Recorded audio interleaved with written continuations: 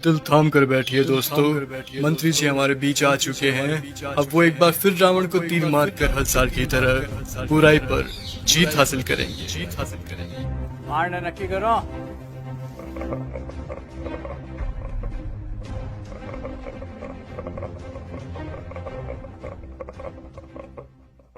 तू मारेगा मुझे?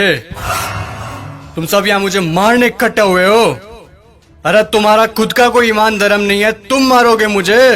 और एक बात बता, पिछले साल तो कोई और आया था मारने मुझे, इस बार वो नहीं आया? वो लाल साल वादा पूरा को नहीं करिया सा तो हम की मैं आया हूँ सा। तुम सब अंदर से एक जैसे के जैसे हो। ठीक भीड़ इकट्ठी हुई है मुझे मारने के लिए आज। मैं माता सीता को लेकर गया था, इसीलिए मारने के लिए इकट्ठे हुए ना तुम सब आज। हाँ, मैं मानता हूं मेरी गलती, लेकिन माता सीता को किसी कारागृह में नहीं, सबसे उत्तम वाटिका थी उसमें रखा था मैंने। और हाथ लगाना तो दूर, गलत नजर से देखा तक नहीं था मैंने माता सीता को। और तुम्हारे यहाँ छोटी छोटी बच्चियों को दरिंदे उठाकर लेकर चले जाते हैं, उनके साथ रेप करते हैं। उनको तो तुमने कभी ऐसे इकट्ठा होकर जलाया नहीं। वो दरिंदे क्यों खुलेआम घूम रहे हैं आज भी, मुझे ये बताओ। आए हैं मुझे जलाने। अब चोटे तू बता। मैं तो सभी वेद और ग्रंथों का ज्ञाता हूं, तूने कौन सी वेद ग्रंथ या पुस्तक पढ़ी है मुझे ये बता। पांचवी फेल मेरे समक्ष बोलेगा तू? चुपचाप खड़ा रह तू। देख, मुझे ना केवल संगीत का शौक है, बल्कि सभी रागों का, सुरों का और वाद्य यंत्रों का ज्ञान भी है।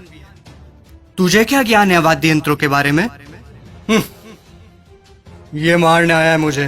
अब तुम लोग सुनो, मेरे जैसा महादेव का भक्त ना तो कोई हुआ है, ना मेरे जैसे महादेव की भक्ति किसी ने की है। और तुम लोग, तुम्हारा भी कोई जमीर नहीं है। भगवान पलटते समय नहीं लेते तुम। काम हुआ तो ठीक, तो चलो महादेव के पास, हुए तो चलो महादेव के, नहीं हुए तो चलो इस बार बालाजी के चलते हैं। क्या हुआ? गुस्सा आ रहा है मेरे ऊपर? तुम लोग मेरे बारे में क्या सोचते हो मुझे कुछ फर्क नहीं पड़ता, लेकिन एक बात कान खोल के सुन लो, मैं चाहे कैसा भी हूं, लेकिन तुम्हारे इस मंत्री जैसा कदापि नहीं हूं मैं। मेरे राजपाट में जनता प्रसन्न रहती थी, खुश रखता था मैं उन्हें। इसकी तरह पटाखों की चोरी कभी नहीं की मैंने। बोलूं, बता दूं सभी को, ये दुष्ट, ये तुम्हारा मंत्री दुष्ट एक नंबर का, ये कागजों में लिखता है कि रावण दहन के लिए 50 पेटी पटाखों के लगे, और लगा था 5 भी नहीं है। ये सब इसके घर पे जा रहे हैं। और तुम लोग क्या कहते हो? बुराई पर अच्छाई की जीत। कहां हुई, कहां हुई बुराई पर अच्छाई की जीत? जब तक तुम्हारे मन में चोरी, गद्दारी, लालच, वासना, द्वेष, अहंकार जैसी भावनाएं जीवित है, बुराई कैसे मरेगी? बुराई मर ही नहीं सकती। तुम लोग मुझे खत्म करने आए हो ना? अरे मेरा खात्मा तो मेरा अहंकार कभी कर चुका। अब अगर मारना है, जलाना है, तो अपने अंदर छुपे रावण को जलाओ, उसको मारो। सच्चाई और अच्छाई को अपना लो, बुराई अपने आप खत्म हो जाएगी।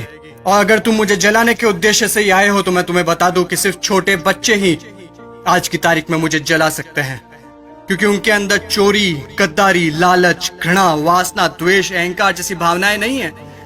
असल में वही हैं ईश्वर का स्वरूप। ए लड़के, लगा दे आग, फिर से जला दे।